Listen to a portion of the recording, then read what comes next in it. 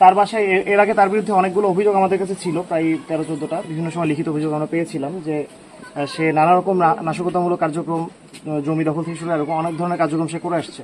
তো সেই প্রেক্ষিতে তার বাসায় আমরা একবার অভিযান করেছিলাম, আমরা যৌথ বাহিনী অভিযান করার পরে আলটিমেটলি তার বাসায় ওরকম কোনো কিছু আমাদের চোখে পড়ে না। কিছু মাদক দ্রব্য ছিল হালকা পাতলা।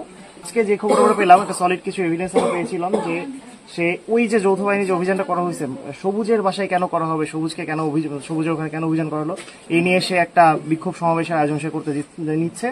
এবং সব থেকে অ্যালার্মিং পার্ট ছিল যে সে ওখান থেকে নাকি মিছিলটা নিয়ে তার প্ল্যান ছিল ইয়াতে নিয়ে আসার, ক্যাম্পে নিয়ে আসার। এবং তার থেকে খারাপ যে জিনিসটা ছিল, সে বিএনপির ছায়াতলে ছত্রছায়া থেকে এই জিনিসটা করার কথা বলেছিল, কিন্তু অনগ্রাউন্ডে গিয়ে আমরা কয়েকজনের সাথে যখন কথা বলে দেখতে পারলাম যে এটা কেউ বিএনপির লোক না, এরা হচ্ছে সবাই 2000 টাকা 1500 টাকা বা মোটরসাইকেলের তেল করে দেওয়া হবে এরকম মানে বিভিন্ন কথা বলে তাদেরকে আগের দিন নিয়ে আসা হয়েছে।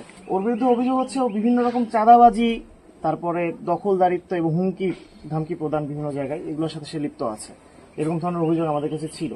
তো এরপরও আমরা যেটা জানতে পারলাম এলাকার স্থানীয় মানুষদের কাছে যে ওকে যে আজকে ধরা হয়েছে, সেই ধরাতে নাকি স্থানীয় মানুষজন অনেক স্বস্তি প্রকাশ করছে।